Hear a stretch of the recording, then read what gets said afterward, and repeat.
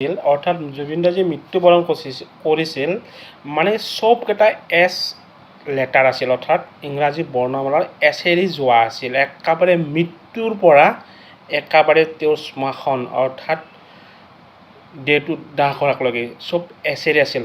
মই জনামতে অৰ্থাৎ মোৰ বিশ্বাস মতে জুবিন দা এটা ভগৱানৰ নক্ষত্ৰ আছিল, কাৰণ জুবিন দা আকৌ এদিন ঘূৰি আহিব অসমত। হয়তো আমি অপেক্ষা কৰিব লাগিব বছৰবোৰ, আমি হয়তো অপেক্ষা কৰিব লাগিব অৰ্থাৎ বছৰবোৰ। জুবিন দা অমৰ আৰু অমৰ হৈ থাকিব। কাৰণ কিয়? জুবিন দাই যিখিনি টকা আজিছে চব ৰাইজক বিলাই দিছে। মই ভাবি ল'লোঁ ৰাইজকে বিলাই দিছে বুলি ভাবি ল'লোঁ, কিন্তু আচৰিত ঘটনা নহয়নে যে জুবিন দা এটা ভগৱানৰ নক্ষত্ৰ আছিল। কাৰণ কিয় নক্ষত্ৰ আছিল? প্ৰথম কথা হ'ল আমি ক'ব লাগিব জুবিন দাৰ বিষয়ত, অৰ্থাৎ আমাৰ অসমৰ নক্ষত্ৰ বা অসমৰ সম্পদ জুবিন গাৰ্গ অৰ্থাৎ আমাৰ জুবিন দা বুলি কোৱা হয়। যে তেওঁ য'ত মৃত্যুবৰণ কৰিছিল ছিংগাপুৰ, অৰ্থাৎ এখন বেলেগ দেশত তেওঁ মানে কি মৃত্যুবৰণ হৈছিল। আৰু সেই ছিংগাপুৰৰ প্ৰথম ইংৰাজী আখৰ এছ, আপোনালোকে মনত কৰক, মাইণ্ড কৰক। মই গোটেই ভিডিঅ' A to Z দিম, য'ত জুবিন দাৰ প্ৰাণ লোৱা অভিশপ্ত নগৰখন বা অভিশপ্ত দেশখনৰ নাম হ'ল ছিংগাপুৰ, অৰ্থাৎ প্ৰথম আখৰ হ'ল এছ। য'ত মৰিছিল সেই ইংৰাজী মাহটো হ'ল ছেপ্টেম্বৰ, প্ৰথম আখৰ হ'ল এছ। কিমান তাৰিখে মৰিছিল? 19 তাৰিখে মৰিছিল, ছেপ্টেম্বৰৰ 19 তাৰিখে মৰিছিল। আৰু 19 নাম্বাৰটো ইংৰাজী বৰ্ণমালাৰ এছ।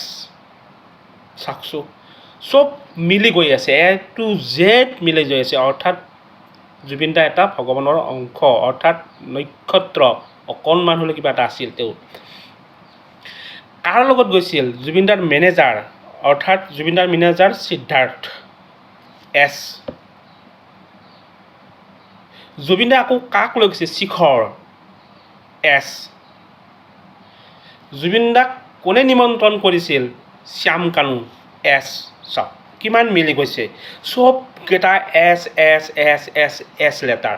ভাবি চাওক একবাৰ, মাইণ্ডটো ভাবি চাওক, গোটেই এটা এছ লেটাৰ।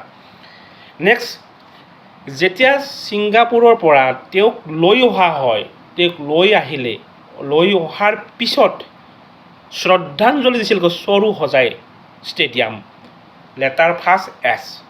অ'কে, চাওকচোন, ভাবি চাওক। নেক্সট, তেখেতৰ দেহটো ক'ত জ্বলাব? সোণাপুৰ, এছ। মই জনামতে চবকেইটা এছ আখৰেৰে যোৱা শব্দ। মই জানো যে জুবিন গাৰ্গ এটা ভগৱানৰ অংশ আছিল বুলি ক'ব লাগিব, আৰু মোৰ বিশ্বাস, ৰাইজে কি কয় মই নাজানো, কিন্তু জুবিন দা এজন ভগৱানৰ অংশ আছিল। ইয়াৰ মাজত কোনে কি কৰিছে পিছৰ ভিডিঅ' আমি বনাম। এতিয়া চাওক, য'ৰ পৰা মৃত্যু হৈছে, য'ৰ পৰা আহি আমি তেওঁক ভস্মীভূত কৰিছোঁ, অৰ্থাৎ চব ক্লিয়াৰ কৰি দিছোঁ, একো নাথাকে, প্ৰত্যেকটা ষ্টেপত এছেৰি আহি আছে।